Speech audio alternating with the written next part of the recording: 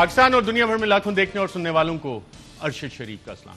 नाज़रीन, आज ये जानने की प्रोग्राम में कोशिश करेंगे कि हमारा निज़ाम इंसाफ, इसको बेहतर करने के लिए भी हुकूमत कोई इक़दाम कर रही है, कोई प्लानिंग कर रही है या नहीं कर रही, कोई बजट एलोकेशन इस हवाले से बढ़ेंगी, एहतसाब की नई अदालतों के लिए बजट एलोकेशन आ रही है, प्रोसिक्यूटर्स के हवाले से क्या काम हो रहा है, और जो मुकदमात साल साल से चलते हैं, सुप्रीम कोर्ट के फैसले आने के बावजूद चल रहे होते हैं, वो फाइनलिटी उनको क्यों नहीं मिलती। कवानीन किताबों में मौजूद हैं कि किस टाइम पीरियड में क्या फैसले होने, लेकिन माहिर वकला जो हैं वो अदालतों के सामने जाते हैं टेक्निकल वजूहात पे। तकनीकी इंसाफ जिसका जस्टिस साबिक चीफ जस्टिस आसिफ सईद खोसा साहब ने भी जिक्र किया था, पनामा जजमेंट में भी उसका जिक्र है कि तकनीकी इंसाफ वो बड़े बड़े लोगों को मिल जाता है और डिलेज, अनयूजुअल डिलेज भी उसमें आते हैं। तो इसमें प्रोसिक्यूशन और हुकूमत, उसका कितना किरदार होता है, हुकूमत निज़ाम इंसाफ को किस तरह से बेहतर कर सकती है। और नाज़रीन, आज आपको एक और बड़ा स्कैंडल इस हवाले से कि मुतअद्दिद हुकूमतें बशमूल पाकिस्तान तहरीक इंसाफ की हुकूमत सिर्फ जिसको कहते हैं लिप सर्विस देना, सिर्फ बयानबाजी की हद तक तो कार्रवाई कर रही है, लेकिन एक ऐसा मामला जो कि 2023 तक जिसकी पेमेंट्स बाकायदा तौर पे जो पिछले साल का डिफेंस बजट था या उससे पिछले साल का डिफेंस बजट था उससे भी ज्यादा हो जाएंगी। और ज्यादा कैसे होंगी कि मुआहदे ऐसे किए गए कि आप चाहे वो इस्तेमाल करें या ना करें, आपको पैसे मिलने और अरबों रुपए के पैसे मिलने। और ये पैसे मिलने किसको हैं? ये उन लोगों को मिलने हैं जिनके रवाबित पिछली हुकूमतों के साथ भी थे, कुछ इस हुकूमत में भी बैठे हैं, और जिसको आम जबान में रेगुलेटरी कैप्चर कहते हैं। और रेगुलेटरी कैप्चर ऐसा कि फैसला साजी, कानून साजी, उस सारे प्रोसेस में ये लोग शामिल होते हैं। और इसका एक और तरीकाकार ये भी है कि सियासतदानों की जेब गर्म की जाती है, सियासी जमातों की जेब में गर्म की जाती हैं डोनेशंस के नाम पे, उनके जो फेवरेट प्रोजेक्ट्स हैं उसके साथ इन्वॉल्व हो जाते हैं। और फिर हुकूमतों में भी अगर आप माजी से उठा के देखें वही चेहरे आपको नजर भी आते हैं हर दफा हुकूमती सीटों में बैठे हुए। तो क्या पाकिस्तान तहरीक इंसाफ की हुकूमत, जिसने कि इस हवाले से कमीशन भी बनाए और एक अच्छा काम किया कि बिल्कुल उसमें वो चीज़ें आइडेंटिफाई होगी, लेकिन क्या उस पर कोई क्रिमिनल कार्रवाई बनती है या नहीं बनती, या मुआहदे करके इस पर भी मिट्टी डालो, क्योंकि हमारे लोग भी इसमें शामिल हैं। इन्हीं हवाले से नाज़रीन बात करेंगे और हमारे साथ मौजूद हैं वफाक वज़ीर बराए मनसूबा बंदी और खसूसी इक़दामात जनाब असद उमर साहब। बहुत शुक्रिया मिनिस्टर साहब प्रोग्राम में शिरकत करने का। इससे पहले कि मैं आपसे सवाल जवाब शुरू करूँ, नाज़रीन को आज इस्लामाबाद हाई कोर्ट में अहम समाअत हुई, उस हवाले से भी आगाह कर दें कि वहाँ पर जो सवाल जवाब का सिलसिला हुआ, जो मोअज़्ज़ज़ जज साहिबान की ऑब्जर्वेशंस आई, इंतहाई अहम ऑब्जर्वेशंस हैं। और ये वाला केस जो है, ये केस बाकायदा तौर पे अपील प्रोसेस में चला गया, जिसमें फ्लैगशिप रेफरेंस, एवनफील्ड रेफरेंस और दीगर मुकदमात शरीफ खानदान के उसमें शामिल हैं। और मरियम बीबी भी आज इस्लामाबाद हाई कोर्ट गई, उन्होंने क्या अहम बातें की। जो आज की प्रोसीडिंग्स हुई नाज़रीन, उसमें जस्टिस आमिर फारूक साहब ने ये ऑब्जर्वेशन दी कि नैब कहता है इस अपील को अब मेरिट पर खारिज किया जाए। ये अपील लेकिन समाअत के लिए मंजूर हो चुकी हुई थी, अब अपील करने वाले मौजूद नहीं तो क्या करें। आजम नज़ीर तारड़ साहब जो नून लीग की तरफ से वहां मौजूद थे, उन्होंने कहा कि अदालतों की कुछ नज़ीरें मौजूद हैं, अदालतें कहती रहीं कि इस सूरत हाल में फैसला मेरिट पर ना हो, सियासी लिहाज से ऐसी सूरत हाल में वो रास्ता अपनाना चाहिए जिससे किसी का नुकसान ना हो।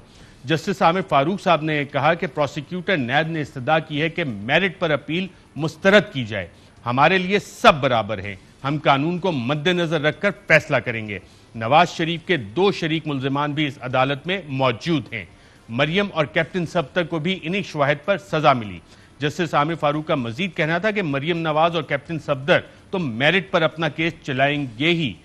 अदालत ने कहा कि इन्हीं शवाहिद पर मेरिट पर इन दोनों की अपीलों पर फैसला हो जाए तो फिर क्या होगा।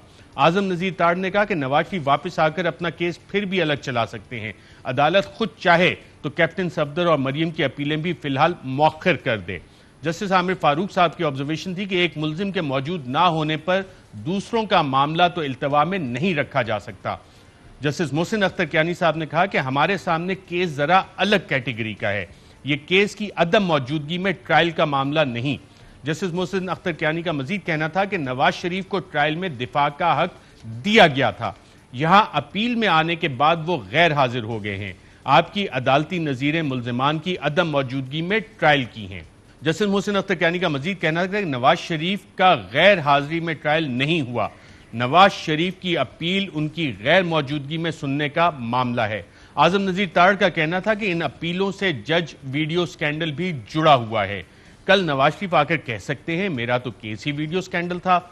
उन्होंने मजीद कहा कि कल शौकत अजीज सदीकी केस में भी कुछ बातें सामने आई। अदालत ने आजम नजीर तारड़ को शौकत अजीज सदीकी केस पर बात करने से रोक दिया। जस्टिस आमिर फारूक का कहना था कि जो मामला हमारे मुतालिक नहीं उस पर बात ना करें। हमें कोई गर्ज नहीं कि हमारे सामने किसका केस है, हम कानून के मुताबिक मेरिट पर ही फैसला देंगे।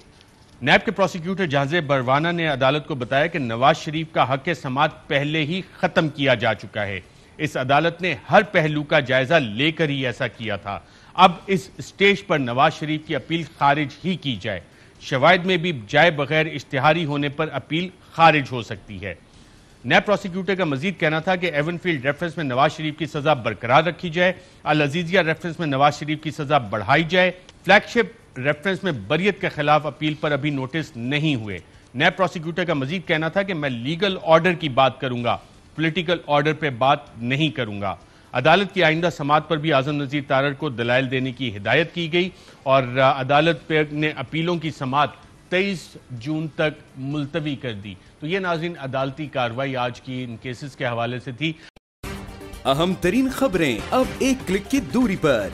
आपके पसंदीदा टॉक शोज हों या अहम मुल्की या गैर मुल्की शख्सियात की न्यूज कॉन्फ्रेंसेस, हर लम्हा बाखबर रहने के लिए सब्सक्राइब करें हमारा YouTube चैनल। मौसम की सूरत हाल हो या खेल के मैदान से खबरें, अपने मोबाइल फोन से मुल्की और बैनुल अक़वामी अहम खबरों तक रसाई के लिए डाउनलोड कीजिए मोबाइल ऐप। बावसूख ज़राए से मुसद्दिका खबरों, तज्ज़ियों और तबसरों से मुस्तफीद होने के लिए विजिट कीजिए पाकिस्तान की सबसे बड़ी न्यूज वेबसाइट www.arYnews.tv। इन सब के अलावा पाकिस्तान का सबसे बड़ा फेसबुक पेज हो, सबसे बड़ा न्यूज इंस्टाग्राम अकाउंट या फिर ट्विटर, ARY न्यूज पहुंचा रहा है खबरें सबसे पहले आप तक, ताकि आप रहें हर लम्हा बाखबर।